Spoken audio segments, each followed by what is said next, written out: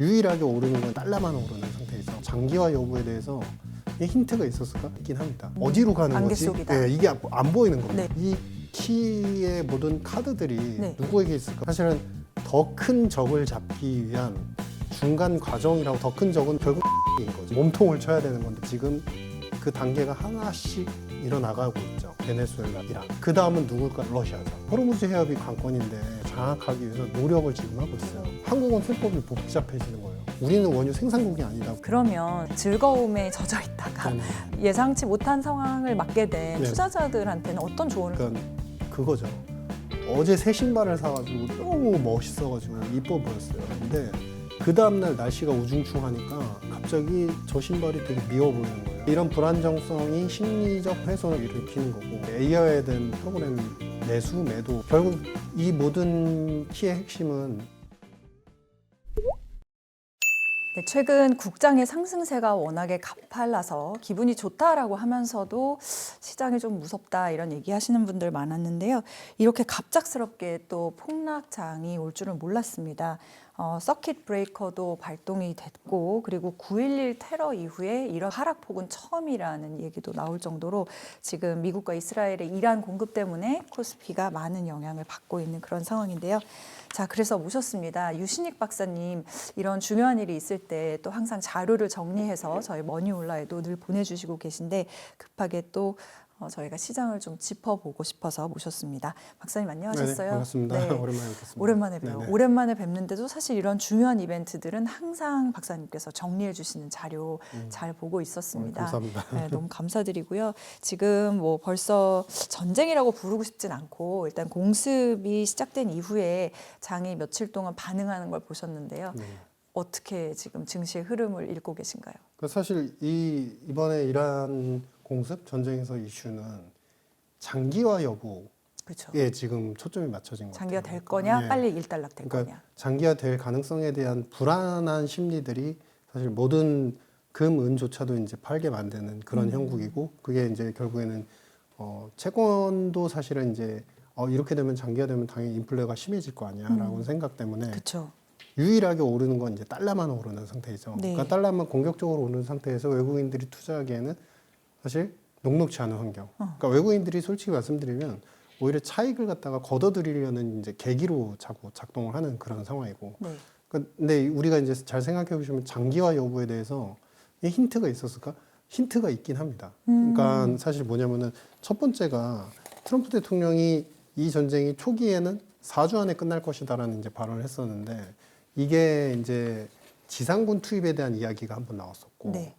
지상군 투입을 한다는 건 뭐냐면 표적해서 우리 저희 우크라이나 전쟁 겪어봤듯이 표적해서 그 관련 세력들을 색출을 한다는 의미이기 때문에 이건 이제 미사일에 의한 공습하고는 다르죠. 그러니까 쉽게 말하면 각계 전투가 시작이 된다는 거니까 각계 전투는 길어질 수밖에 없고, 네, 네. 두 번째는 지금 하메네이의 차남이죠. 하메네이 차남 모스타바가 이제 새 지도자로 선출이 됐는데, 여전히 이란 내부에서의 현황을 보시면은 이제 반정부, 그동안 하메네이가 이끌었던 정부의 어떤 추세, 그다음에 권력화된 거, 그다음에 너무 이제 국민들을 압박하는 요소들, 이거에 대해서 불만이 상당히 많습니다. 그러니까 어떻게 보면은 지금 완벽하게 정리를 하기 위해서 트럼프 대통령이 그런 취지의 발언을 했는지 모르지만, 중요한 거는 이제 반정부 군사 세력들이 상당히 존재를 하고 있거든요. 이란 내부에. 네. 그러니까 무기를 지원하겠다. 네, 네. 그럼 이건 바이든 2가 되는 거예요. 우리 우크라이나 때 이제 무기를 지원하면서 장기화됐잖아요. 그쵸. 그러면은 이게 그러면은 이 모스타바 하메네이 이제 차남 같은 경우도 사실은 만만치 않은 사람이고, 예전에 바시스 민병대로 해가지고 우리 이제 예를 들어서 북한으로 치면은 이제 중학생부터 대학생들까지 자율적인 이제 군사 조직이다라고 명칭을 하는데, 여기에 들어가서 꼽히면은 군사 활동을 하게 되면은 네. 사실 이제 학비도 지원해주고 네. 재무적으로 굉장히 가게한테 돈을 많이 줘요. 그러니까 예전에 이런 이제 바시스 민병대를 이끌면서 2000년대 초반 중반 때도 그 시위를 할 때 탄압하는 주도 세력이 바로 누구였냐 그러면 차남, 이 하메네이 차남이 모스타바 하메네이 이분이었다. 그러니까 네. 강경한 사람도 와 있고, 네. 거기다가 이렇게 이제 트럼프 대통령도 약간은 갈팡질팡하는 언급을 하고 있고, 그러니까 보이지 않는 거죠. 어디로 가는 안개 거지? 속이다. 예, 이게 안 보이는 겁니다. 네. 근데 저는 이제 개인적인 판단이지만 이게 만약에 이제 장기화가 정말로 되려고 한다면은 네. 사실은 제일 핵심이 뭐냐면은 예멘 후티 반군하고 네. 그다음에 헤즈볼라, 네. 하마스는 거의 많이 추출이 됐죠, 이스라엘 때문에. 그쵸. 근데 이 두 세력들이 굉장히 세게 일어나야 되는데 우리는 잊으셨겠지만 25년도에 이미 트럼프 대통령이 취임을 하자마자 예멘 후티 반군한테 공격을 어마어마하게 퍼부었습니다. 그게 우리나라에는 보도가 별로 안 됐어요. 근데 트럼프 대통령 그때부터 네. 그 전 시계로 넘어가면 이스라엘은 하마스를 갖다가 전멸하는데 굉장히 큰 노력을 했었고 거기에 연달아서 헤즈볼라 수장들을 계속 타격을 하고 헤즈볼라의 미사일 기지까지 파괴를 해왔었고 그다음에 헤즈볼라 새로운 수장이 또 임명이 되면은 또 공격을 해서 이스라엘이 이제 사살해서 죽여버리고 이런 형태였고 25년 초에 와서는 이제 후티 반군한테 공격을 하면서 이제 후시 기지라는 곳을 공습을 해가지고 거기에 군사 정유 시설들이 다 밀집돼 있거든요. 미사일 기지 거기까지도 다 타격을 해놨습니다. 즉 얘기는 뭐냐면 강경한 또 다른 차남 하메네이 지도자가 생겼어요. 네. 근데 이거를 이란 입장에서 끝까지 싸워서 어떻게든 보복을 하고 이겨내겠다라고 네. 하기에는 여기에 결집된 세력들이 너무 약화돼 있어요. 어떻게 보면 혼자 좀 지탱해서 살아나가야 되는 그런 상황이고 이미 보셔서 아시겠지만 그 나탄스하고 작년도에 공습을 했었죠. 25년 6월 달에 네. 공습을 하면서 이제 이란에 있는 나탄스를 비롯한 그 포르도 그 지역에서 핵 시설물을 갖다 다 파괴를 시켰단 말이죠. 근데 그때도 하메네이는 뭐라고 발언을 했냐면은 피해 복수가 시작이 된다. 그리고 혁명 수비대를 대표하는 수장은 뭐라고 표현하냐면은 이제 그 우리 호르무즈 해협의 봉쇄까지도 고려한다. 그래서 봉쇄가 될 것 같았는데 실제로 봉쇄는 안 됐어요. 네. 왜냐하면은 이게 이란의 정부 입장에서는 경제 제재 이후로 이란 환율 이제 이란 해알도 그렇고 굉장히 안 좋고 경제 인플레이션도 심하고 좋은 게 없지 않습니까? 그런데 유일하게 정부 재정을 갖다 끌어쓰는 게 이 호르무즈 해협의 이용료인 거예요. 운송 이용료를 갖다 그나마 받아들이고 있는데 그럼 뭐냐면은 이란 입장에서는 지금 탈출구가 없습니다. 탈출구. 그러니까 주변 세력들도 소위 말하는 시아파들도 결집이 이미는 다 무산이 되어 있고 됐고. 그리고 예전처럼 종교적으로 시아파가 뭉치는 시대도 아니에요. 이제 각자 도생이에요. 네. 그런 상황에서 헤즈볼라 그다음에 후티 반군 공격은 하죠. 공격 홍해에서 후티 반군 같은 경우도 이제 자체적인 공격은 합니다. 홍해에서. 근데 이게 그렇게 파급력이 굉장히 큰 것도 아니고 폭탄과 이제 미사일이 제한이 되어 있고 그러니까 이란 입장에서는 이걸 갖다가 장기로 끌고 가기엔 부담스러운 거예요. 네. 강경하게 나가고 싶지만. 네. 그리고 그러면 어떻게 보면은 이 키의 모든 카드들이 네. 누구에게 있을까 우리가 생각해 보시면 사실은 많은 부분들이 트럼프 대통령이 굉장히 즉흥적이고 이거는 너무나 좀 폭탄과 같은 돌출된 행동이다라고 평가를 하지만 사실은 더 큰 적을 잡기 위한 중간 과정이라고 저는 생각을 하고 있고 그 더 큰 적은 누구냐? 네. 결국 중국인 거죠. 아. 그래서 중국으로 가기 전에 우리가 이제 쉬운 표현을 해드리면은 가장 이제 상대 적들 예를 들면 이제 깡패 집단이라고 예를 들게요. 네. 그러면은 거의 대장을 잡기 위해서는 사실은 먼저 대장부터 치는 게 아니죠. 그러니까 오른팔, 왼팔 다 제거를 하고 나중에 이제 주축이 되는 그 대상을 갖다가 나중에 몸통. 이제 몸통을 쳐야 되는 건데 본체를 쳐야 되는데 그 치기 전까지 지금 그 단계가 하나씩 일어나가고 있죠. 그 하나는 최초에는 베네수엘라였고 그 다음이 이란. 네. 이제 그 다음은 누굴까 생각해 보시면 네. 바로 답이 나오죠. 러시아죠. 그러니까 근데 요 두 이란이나 이제 베네수엘라와 이 러시아의 체급은 완전 달라요. 러시아는 이제 미사일 기술도 그렇고 핵시설물도 그렇고 군사도 그렇고 사실은 이게 국지전이 아니라 진짜 본격적인 전쟁, 무기화 전쟁으로 가면 또 얘기가 달라지거든요. 그러니까 러시아 같은 경우 그리고 예전에 우리 미소 냉전 시대 때 우주항공 기술 스푸트니크를 갖다가 발사할 정도로 그때 나사의 창립의 어떤 네. 원동력이 네. 되기도 네. 했던 이제 자극을 받아서 그 정도로 기술이 어마어마하거든요. 그러니까 그런 러시아는 압박이나 군사적으로 이렇게 해서는 될 문제가 아니에요. 회유를 해야 되는데 그러면 지금 시계를 보면 이렇게 됐고 베네수엘라 원유 컨트롤권도 가져서 자국은 좋아졌어요. 네. 미국은. 그다음에 이란 같은 경우도 정상 시장으로 들어오고 이란 같은 경우 베네수엘라 대부분이 50에서 80% 정도 비중으로 다 싸게 중국한테 공급했는데 그게 이제 정상 시장으로 오게 되고 그 컨트롤 능력도 갖게 돼요. 그러면서 동시에 이제 불안할까봐 오펙 플러스한테 이거는 이제 어느 정도 사전에 계획된 부분이 있다라고 생각을 하는데 전쟁이 나자마자 공습 직후에 오펙 플러스가 이제 데일리 14만 배럴 혹은 40만 배럴 대규모 증산을 하겠다. 그러니까 에너지 가격을 최종적으로 망치려는 게 아니라 잡으려는 이제 중간 과정인 거죠. 근데 이제 여기에 러시아는 이제 회유를 해야 된다 말씀을 드렸는데 러시아 회유는 그럼 뭐 어떻게 해야 되는데 러시아 같은 경우는 사실은 그동안에 원유 수출 상한제가 있어요. 그러니까 원유 수출할 때 가격을 딱 리밋을 걸어놨어요. 그리고 기술 수출도 안 되지만 수입도 안 돼요. 그러니까 여기에 지금 어떻게 보면은 그 푸틴 같은 경우 지도력, 그다음에 거기에서의 지배권, 그다음에 지지율은 굉장히 압도적으로 높아졌다고는 하지만 이제 경제를 다시 살려야 되는데 그럼 뭔가 모티베이션이 필요하거든요. 그걸 풀 수 있는 건 결국 미국인 거예요. 미국 혼자는 못하죠. 명분이 필요하죠. 뭐냐? 이번에 이제 전쟁이 나면서 유럽의 원유, 그다음에 가스 가격이 급등을 해버리죠. 우리보다 그러니까 전 세계 WTI보다 더 급등을 해버리고 이제 미국 헬리오브 가스보다 더 급등을 해버리죠. 그러니까 유럽에서 어떤 목소리까지 하면 차라리 이럴 거면 우크라이나의 그 파이프라인 밸브를 좀 열어달라.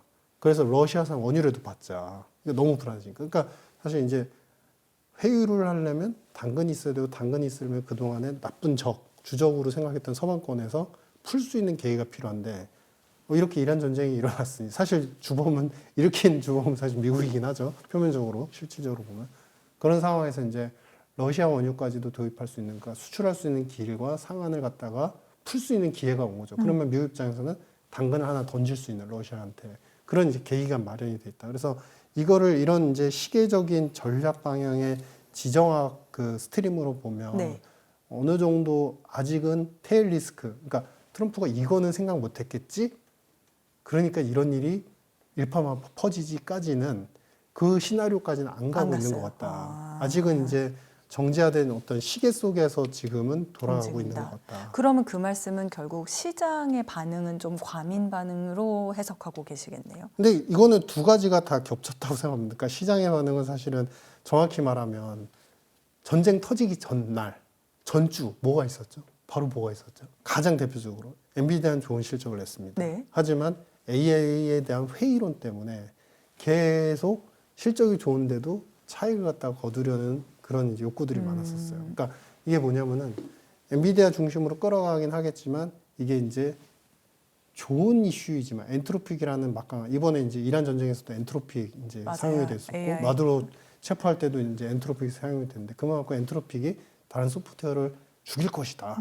다른 이제 그 체포 이런 것들을 다 죽여 나갈 것이다. 그래서 파괴적 혁신이 일어난다. 뭐 이런 발언들이 사실상 불안한 거예요. 그러니까 좋은 게 나오면 좋은 거잖아요. 사실은 좋은 건 좋은 거예요. 근데 좋은 거를 이제 나쁘게 시장을 갖다가 이제 생태계가 망가질 것이다. 경제에 악영향을 미칠 것이다. 중립금리 올라갈 것이다. 이런 이제 배드 시나리오들이 나오는 와중에 전쟁이 터졌고, 그러니 이제 미국 시장 자체도 이제 변동을 보이는 상태이고, 근데 이제 한국은 근데 사실 미국 시장은 그래도 합리적인 범위 내에서 움직이는 것 같아요. 왜냐하면은 기본적으로 호르무즈 해협이 관건인데 전 세계 원유의 20%를 갖다가 운송을 하고 있으니까. 근데 호르무즈 해협에 대해서 안전을 보장하기 위해서 보험료를 갖다가 지원을 해주고 해군을 지원을 하겠다. 미국 트럼프 대통령이 그렇게 얘기를 하잖아요. 물론 그것 때문에 올 완벽하게 안전해지긴 힘들 겁니다. 하지만 적어도 이 지역에 대한 컨트롤이라는 걸 자꾸 장악하기 위해서 노력을 지금 하고 있어요. 보험을 얘기 계속하면서 그러니까 보험 이상으로 아예 이 지역을 갖다 군사적으로 아예 우리가 오너십을 가지려고 하는 그런 이제 그 표시까지 보이고 있어요. 그러니까 그것까지 만약에 갖게 되면 진짜 이란 입장에서 재정적 수입원의 원천 그리고 그동안 버텼던 어떤 무기화 항상 이제 갈등이나 어떤 이제 외교적인 협상에서의 무기화됐던 호르무즈 해협에 대한 운송 이런 부분들은 이제 완전히 사라지는 거죠. 그러면은 그들은 강성만 남게 된다. 전략은 없고 강성만 남게 된다. 그러면 그 끝은 안 좋을 수밖에 없는 거죠. 그래서 그런 이제 이슈로 루비오 국무장관이 이제 호르무즈 해협과 관련된 트럼프 대통령 발언 이후에 이제 비축유와 관련되는 이제 시사점들, 비축유를 풀 수 있겠다라는 이제 시그널들을 보내고 있고, 그래서 이런 이슈들이 유가를 전쟁이 장기화될 수 있는 불안정성은 여전히 미국이든 한국인이든 다 똑같이 보고 있지만 네.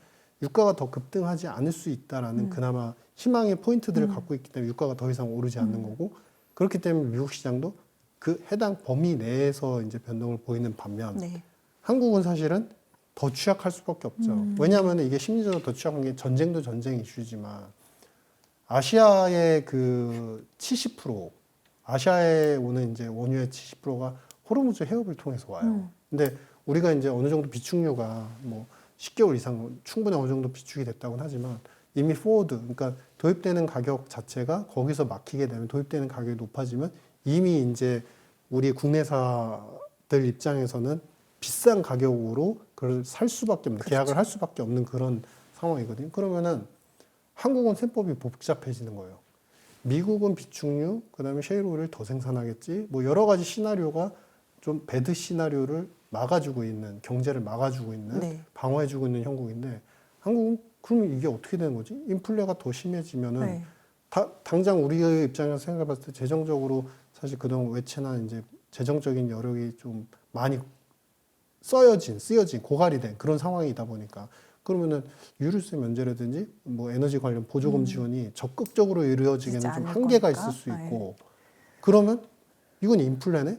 그러면 그동안 생각했던 하는 입장에서도 이제 2% 중반대 금리에서 이제 멈춰서 사실은 올리는 건 아니지만 이제 내수는 안 좋으니까 그래도 내리려는 시그널들은 줬었는데 그러면 이게 금리를 올려야 되는 국면으로 한국은 가는 건가? 그러면은 이게 이제 미국하고의 금리가 이제 엇박자가 나기 시작하는 네. 거예요. 예전에 한번 이제 유럽 재정 위기 때도 엇박자가 났었어요. 먼저 우리가 내리고 그 다음에 미국은 버티다가 우리는 이제 스태그와 같은 경향성 때문에 올려야 되는 형국에서 미국은 내리고 네. 그럼 이제 크로스가 나왔거든요. 그러니까 미국은 좋아지는데 그에 대한 낙수 효과를 우리가 못 봤었던 나쁜 기억이 있거든요.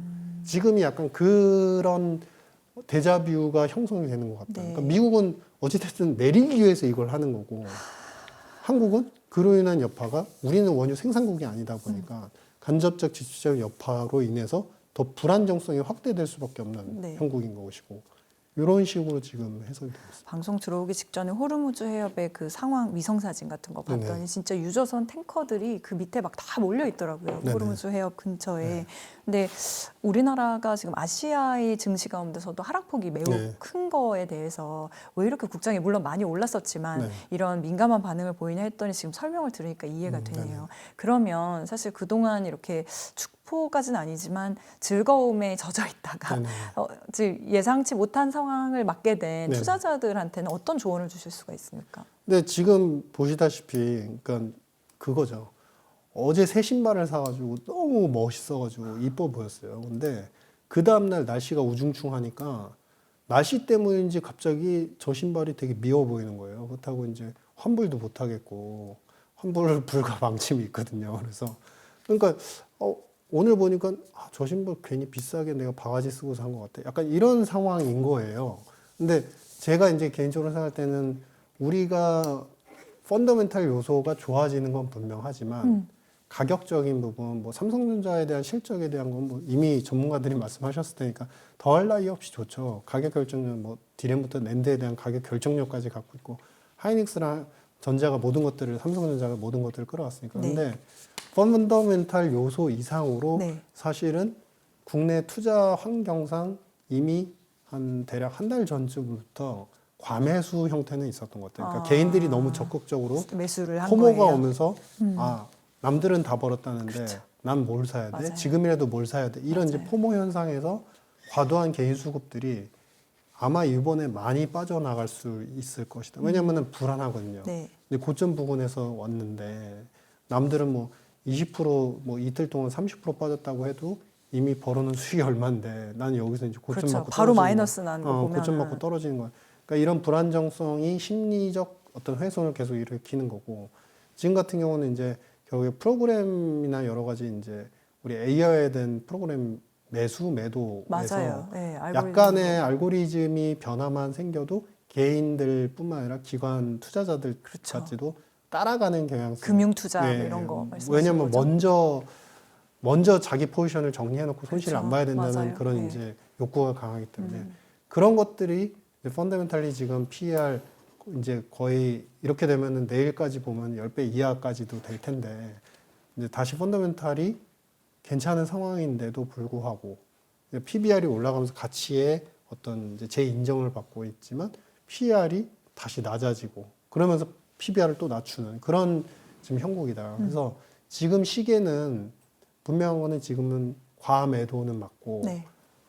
불안한 심리가 확장된 거는 맞지만 네. 이 불안한 심리는 저 혼자 결정하는 게 아니라서 이 심리 자체는 적어도 이번 주말, 다음 주, 내주 초까지는 이어질 수 있을 것이고 그러면은 우리는 여기에서 화두는 어떤 누군가는 싸게 투자할 기회가 생겼네요라고 하시겠지만 언제가 더 쌀지는 모르는 그렇죠. 거예요. 어디까지 떨어질지 어느 정도 모르니까. 지지가 될지는 모르는 거예요. 근데 핵심은 제가 보는 이제 모든 키포인트는 이런 지경학으로 가는 모든 전략에서 제가 말씀드렸던 베네수엘라, 이란, 그 다음에 러시아, 그 다음에 중국. 그러고 나서 트럼프 대통령은 유가를 안정화시킨 다음에 나중에 해야 될 것들이 지금 얼마 안 남지 않았어요. 4월 달에 대규모로 이제 돈이 또 풀릴 예정인데 그거는 ESLR이라고 해서 은행의 자본 비율을 갖다 완벽하게 완화시키는 제도예요. 그래서 그 정책으로 가면서 금융화 전략으로 가는 지금 중간 단계에 있다. 그래서 결국 이 모든 키의 핵심은 미국이 어느 선에서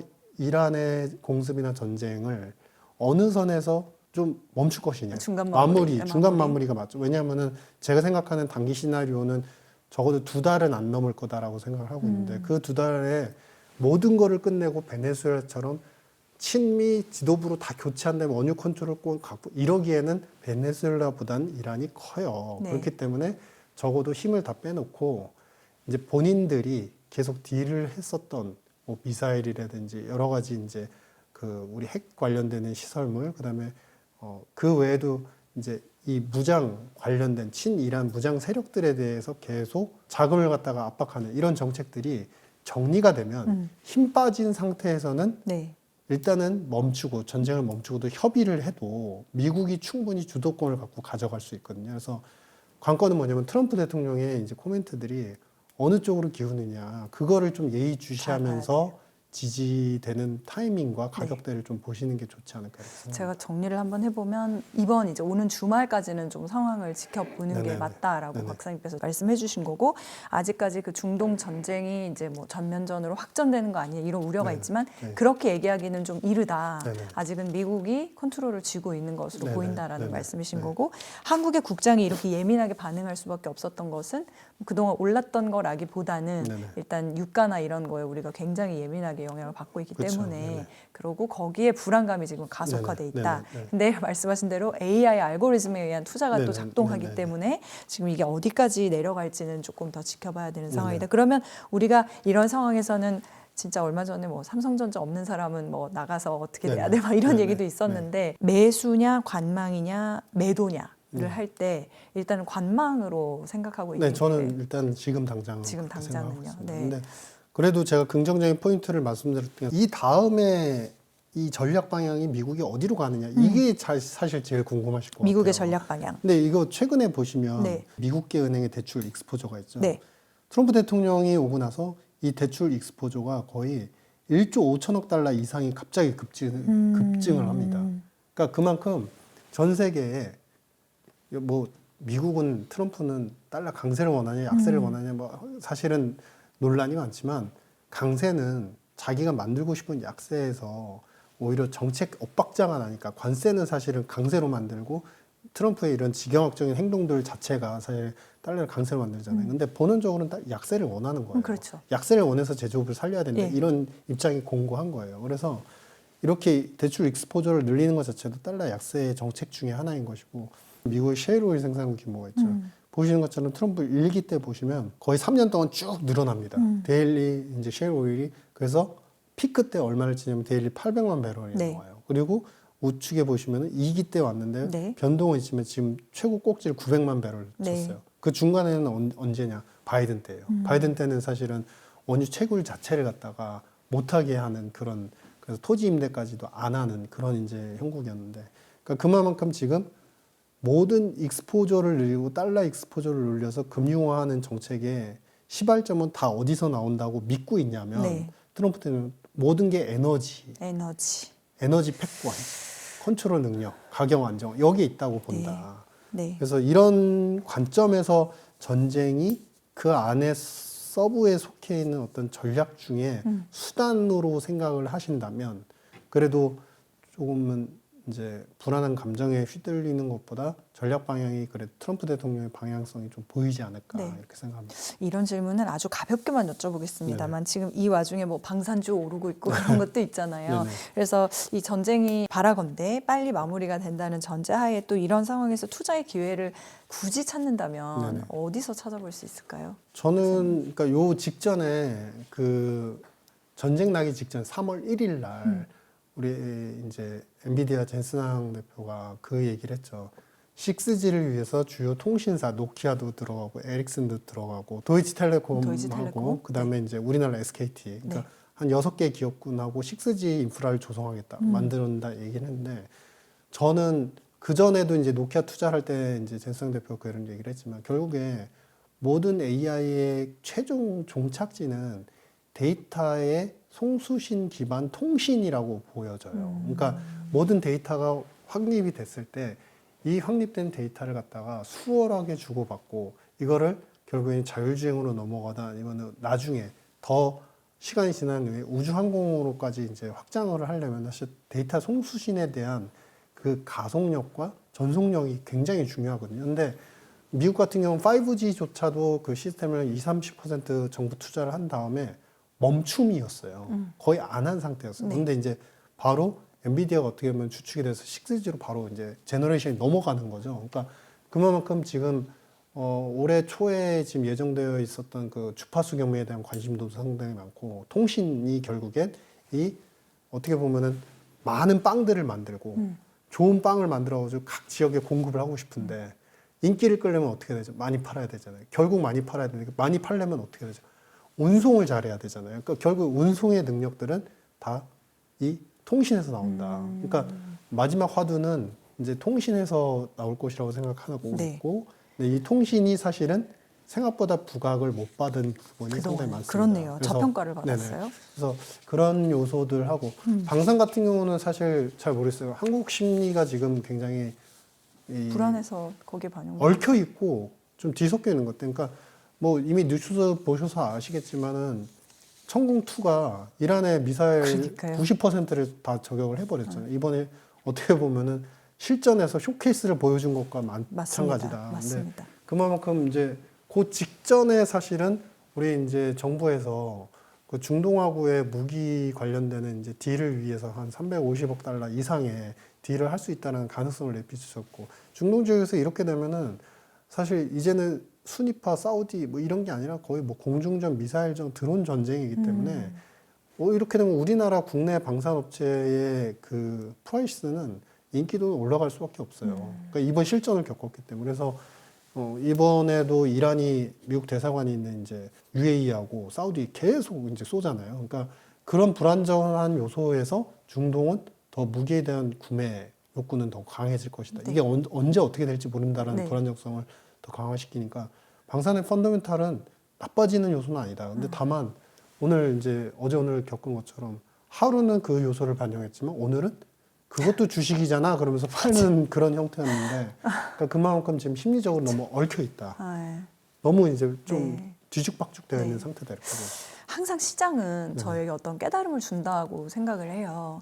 근데 지금 오늘 단시간에 짚어주신 거에서도 여러 가지 불안 요소가 얽혀 있다는 얘기도 방금 하셨고 거기다가 이제 AI 투자까지 뭐 네. 알고리즘 매매까지 가세되면서 정말 일반 개인 투자자는 따라가기가 너무 힘든 네. 그런 안개 속이 되고 있는데 이번 이 어떻게 보면 국장이 막 너무너무 즐겁게 6천을 넘어가서 즐거워하다가 하루아침에 이렇게 10몇 프로가 네. 주저하는 이런 상황을 보면서 저희가 투자자로서 이번에 깨달아야 될 레슨 뭘까요? 원칙적인 자산 배분이죠, 그냥.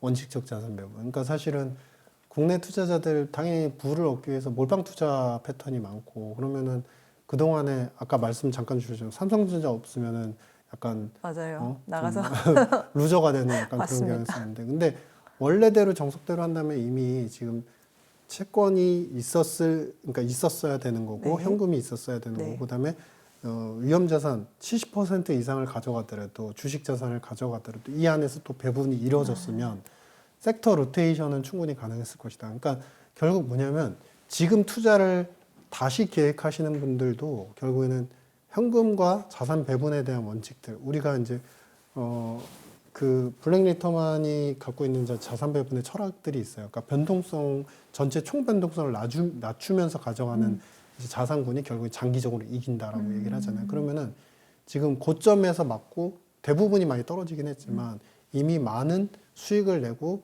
변동이 지금 강화된 장비 관련되는 기업들은 네. 주식 네. 투자로서는 기업은 정말 좋죠. 정말 좋다고 저도 100% 진짜 인정하지만 거기는 투자하기에는 안 좋은 자산군이 돼버린 거죠.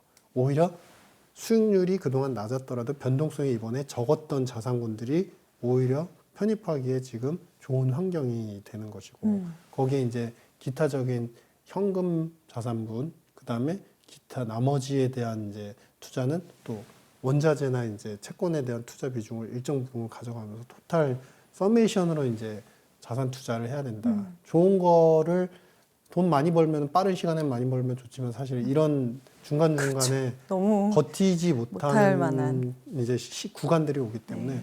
그런 요소들이 제일 이번에 포트폴리오 투자 전략이 얼만큼 중요하냐 뭐 이런 생각을 하게 됩니다. 네, 아주 간단하게 하나만 더 여쭤보고 싶은데요.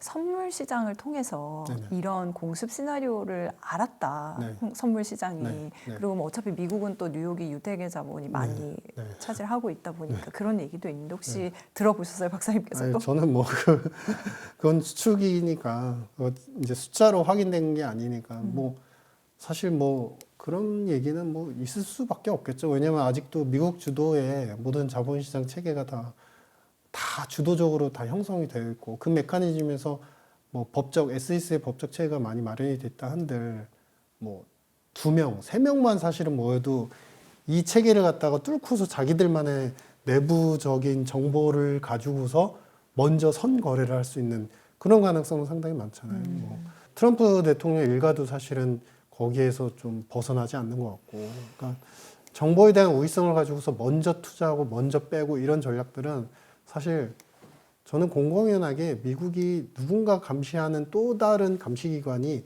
미국 내에 있지 않았다고 한다면 분명히 제재 대상이 됐을 거라고 생각합니다. 근데 미국이기 때문에 일정 부분 존재하지만 어떻게 보면 이제 개인분들이나 투자하는 우리 국내인들 같은 경우, 한국 분들 같은 경우는 어쩔 수 없이 그 변동성을 좀 이기기 위해서는 원칙을 계속 좀 네. 지킬 수밖에 너무 좋은 없는 말씀이신 탄탄하게 것 같아요. 좀 가져가야 네. 되는 그런 환경인 것 같습니다. 그런 정보의 우위성을 저희가 가질 수 없는 건 팩트니까 네네네네. 그렇다고 한다면 이럴 때일수록 포트폴리오 전략이라는 원칙을 다시 한번 확인해보는 그런 계기로 일단은 삼고 너무 일희일비하시거나 미리 실망하기보다는 일단 이번 주말까지는 좀 지켜보는 걸로 네네. 그렇게 정리를 네. 해보겠습니다.